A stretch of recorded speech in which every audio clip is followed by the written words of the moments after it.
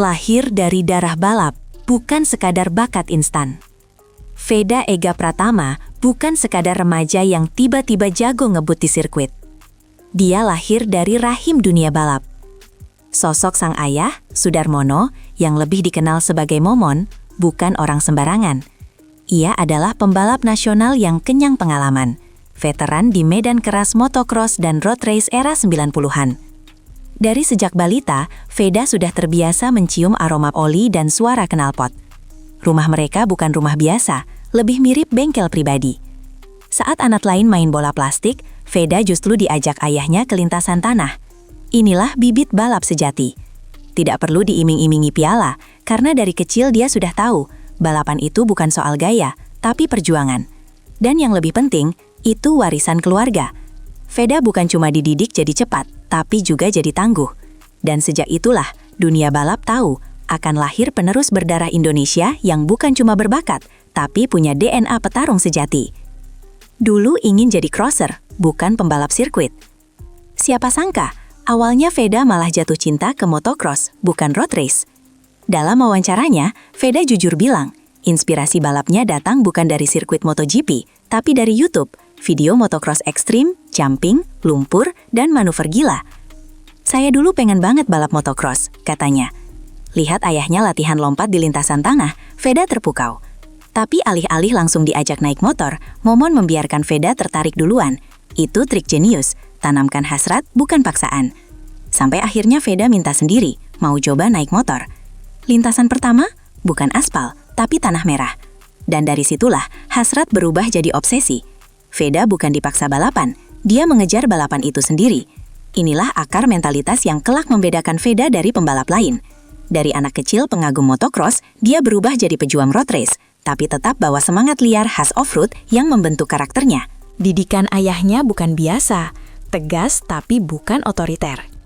Di balik skill Veda yang makin gila di sirkuit, ada satu rahasia, cara mendidik sang ayah. Sudarmono bukan tipe ayah yang banyak bicara. Dia bukan motivator, tapi mentor sejati.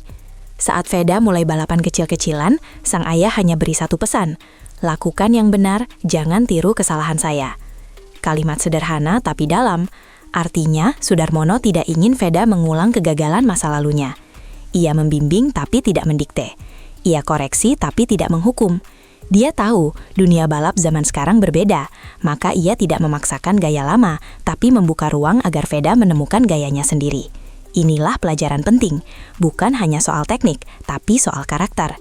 Di saat banyak pembalap muda tumbuh karena tekanan sponsor atau pelatih galak, Veda tumbuh dari bimbingan orang tua yang paham medan, dan itu membuatnya lebih kokoh. Bukan hanya pembalap, dia petarung yang tahu arah. Latihan di tempat tak lazim, pasar hewan jadi arena. Siapa sangka, sebagian besar latihan Veda tidak terjadi di sirkuit mewah.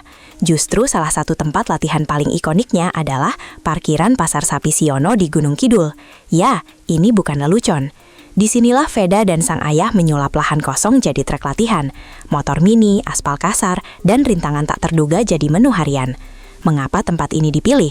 Karena di sanalah pembalap belajar kendali di kondisi tak ideal. Di sanalah nyali diuji saat grip minim, handling liar, dan suara motor bergema di antara tiang-tiang pasar. Tempat ini melahirkan mental baja. Tak ada pit stop, tak ada telemetri, hanya feeling dan insting. Saat pembalap lain sibuk dengan simulator, Veda justru ditempa keras di lapangan seadanya. Ini bukan sekadar romantisme, ini fakta. Dan ketika Veda tampil di Red Bull Rookies Cup, orang Eropa terkejut. Dari mana datangnya bocah Asia yang punya feeling balap seakurat itu? Warisan pengetahuan. Ilmu balap bukan sekadar akselerasi. Ayah Veda bukan hanya menurunkan darah balap. Ia menurunkan pemahaman bahwa balap itu bukan cuma soal gaspol. Ada ritme, strategi, dan kalkulasi. Dari kecil, Veda diajak memahami motor, dari suspensi, tekanan ban, hingga reaksi throttle. Bukan teori rumit, tapi praktek lapangan. Momon tidak bicara banyak tentang teori racing lain, ia langsung tunjukkan di jalan. Bahkan kadang Veda diajak diskusi, kalau kamu salah di tikungan itu, kenapa? Bukan dimarahi, tapi diajak berpikir. Ini pendekatan langkah, karena kebanyakan pembalap muda hanya tahu kencang, tapi Veda diajarkan berpikir layaknya teknisi. Inilah kenapa saat tes Moto3 di Jerez, Veda sempat adaptasi. Dia paham karakter motor Honda. Ilmu warisan sang ayah bukan sekadar memacu kecepatan, tapi mematangkan otak. Balap bukan cuma tenaga, tapi keputusan. Dan disinilah peran sang ayah, mengubah kecepatan jadi seni. Dari Gunung Kidul ke dunia, tapi tetap bareng ayahnya. Meski kini sudah jadi pembalap dunia dan dikontrak Honda Team Asia untuk Moto3 2026, Veda tidak pernah melupakan siapa yang membentuknya. Bahkan saat training di Spanyol, Veda masih sering telepon ayahnya, minta masukan, minta doa, kadang sekadar cerita. Ini bukan sekadar hubungan anak dan orang tua, ini kemitraan.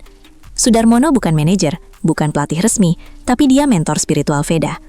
Di balik layar, Momon ikut membaca data, mengikuti perkembangan lawan Veda, dan mengirimkan pesan-pesan penyemangat sebelum race. Veda bisa saja dikelilingi teknisi Jepang atau pelatih Eropa, tapi saat ada masalah yang tak bisa dijelaskan dengan grafik, ia hanya percaya satu orang, ayahnya sendiri. Dan ini bukan sekadar emosional, karena nasihat Sudarmono bukan basa-basi, itu nasihat dari orang yang pernah jatuh, bangkit, dan gagal.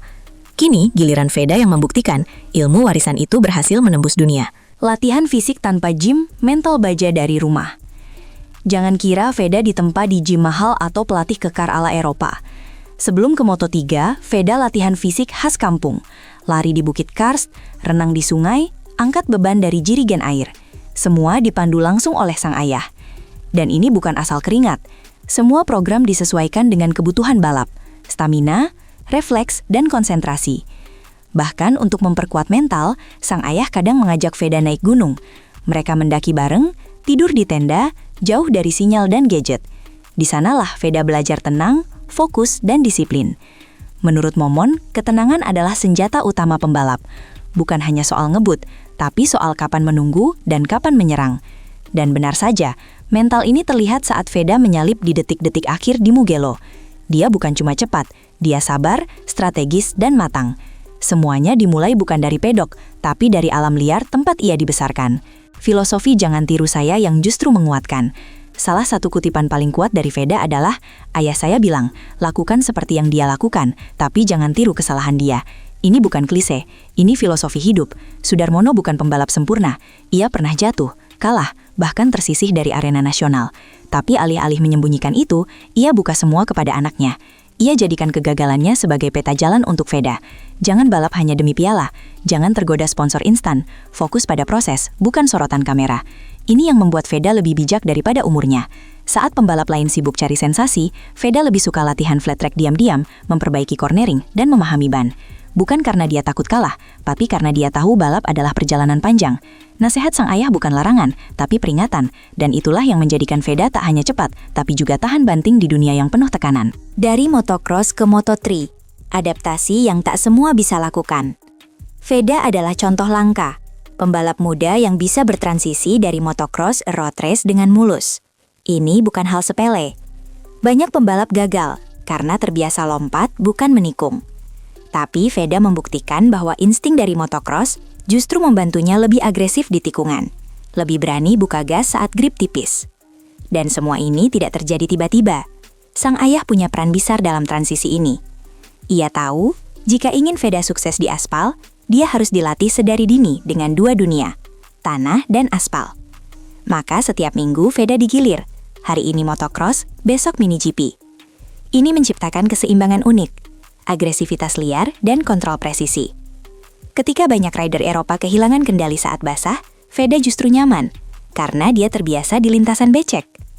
Inilah keunggulan Veda, bukan hanya karena cepat, tapi karena dia punya toolkit yang lengkap, dan semua itu dimulai dari filosofi ayahnya. Moto3 2026, awal era baru warisan balap Indonesia. Sekarang, semua mata tertuju ke Veda Ega Pratama. Anak muda dari Gunung Kidul ini bukan sekadar pembalap rookie. Dia simbol transisi. Dari generasi pembalap yang belajar dari YouTube menjadi generasi yang menaklukkan dunia. Dari anak pasar sapi jadi ikon Moto3. Tapi lebih dari itu, Veda adalah bukti bahwa warisan keluarga bisa jadi kekuatan. Sudarmono tidak tampil di layar, tidak naik podium, tapi jejaknya hidup dalam setiap tikungan yang diambil Veda. Tahun 2026 akan jadi era baru. Era di mana Indonesia punya pembalap yang tidak hanya bertarung, tapi membawa nilai. Moto3 bukan tujuan akhir, ini baru langkah pertama. Dan di balik semua gelar dan statistik, ada satu hal yang tak tercatat di data. Cinta seorang ayah yang mengubah anaknya menjadi legenda. Warisan itu kini hidup, berlari kencang di atas sirkuit dunia. Dan semua dimulai dari rumah.